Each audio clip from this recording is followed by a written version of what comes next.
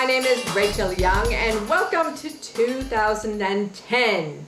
Now, admittedly, that was like the worst impression of a British accent I've ever heard. You guys know I'm not British, but today, in our very first webisode of the Skinny On for 2010, I wanted to talk about resolutions. Now you're wondering, what in the world does a British accent, even a bad one, have to do with resolutions? You guys know I'm about as British as Madonna, okay? And she's not British. But that brings me to point number one in your resolutions, is that just as it was silly for me to try and pretend like I was British when I'm not, and just as it's silly when Madonna does it and she's not, when you're making your resolutions, don't try to be something that you aren't. You know, if you've got 200 pounds to lose, don't make a resolution to be at your goal weight by the end of this year. That's completely unrealistic. If you are trying to go from completely sedentary, don't plan to run a marathon at the end of the year. You know, these things take time to work up to, and if you want to train properly, you'll need that time in order to build up. So, you know, you don't plan on this. 2010 is not your bucket list, okay? So you can't do all the things that you said you were going to do before you die in the next 12 months. When you try to sit down and do your resolutions this month, if you do them, and I suggest that you do, I do every year,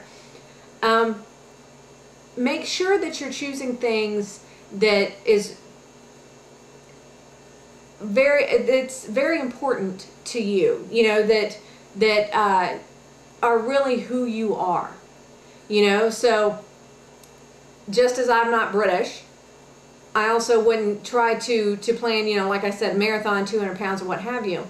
At the same time, that brings me to point number two, is that you've got to prioritize your resolutions as well. And I know this sounds a lot like the video I did on goal setting, because it is. You know, it's the same concept. But when you prioritize your resolutions, when you say, this is the most important thing to me, and stick with that, you will be surprised how quickly you go to get it done. You know, I had somebody comment, I think jokingly, on my Facebook page, and I'm certain that they're watching now, that they had put weight loss as goal number 3 on their New Year's resolutions. And it kind of made me sad to see that. I mean, that's great that it was on there at all, but it kind of made me sad, because I know this person is a business owner, and if you don't have your health, you can't make money for your family. If you don't have your health, you become a burden, you know, with other people trying to take care of you. You can't take care of anyone else. You certainly can't take care of yourself if you're in ill health. So all of the money in the world that this person could make would be for naught if they didn't have not only their health to enjoy it now, but to enjoy it in the future, you know, with the added years that they'll be giving to their life. So I would encourage you that there are not, offhand, there's nothing I can think of, excuse me, offhand, there's nothing I can think of that's more important than your health. Because you can do everything else after you have your health first, right? So if your plan is for weight loss, or smaller clothes, or just feeling better, you know, make certain that you are a priority in your resolutions. How you're important. You're important to the people around you. You're important to yourself. You're certainly important to me, right? You're the whole reason that I do these videos. So I would very strongly advise you, under penalty of me slipping back into that British accent again, that you make certain that you are higher up on your New Year's resolutions. Everything else can be accomplished as long as you've got your health first.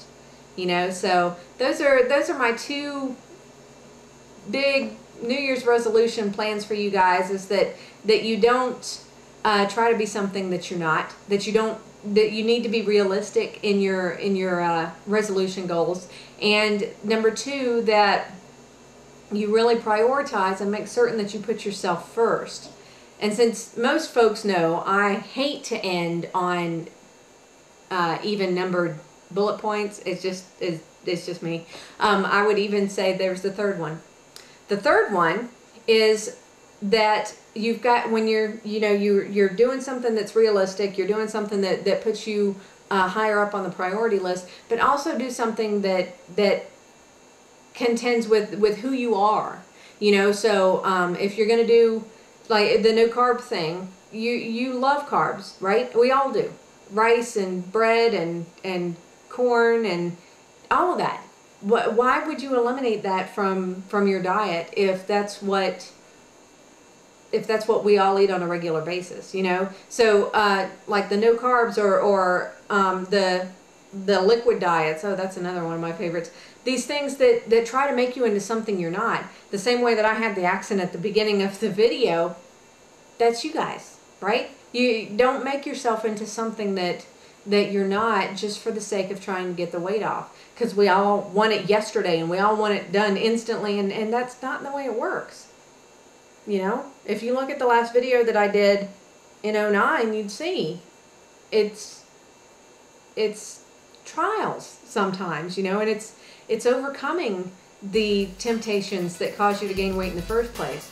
Corn is not what gave you the Buddha belly. Corn all the time, maybe. Rice all the time, maybe. Bread all the time, maybe. But that one half of an ear of corn or that one slice of bread or that half a cup of rice, that's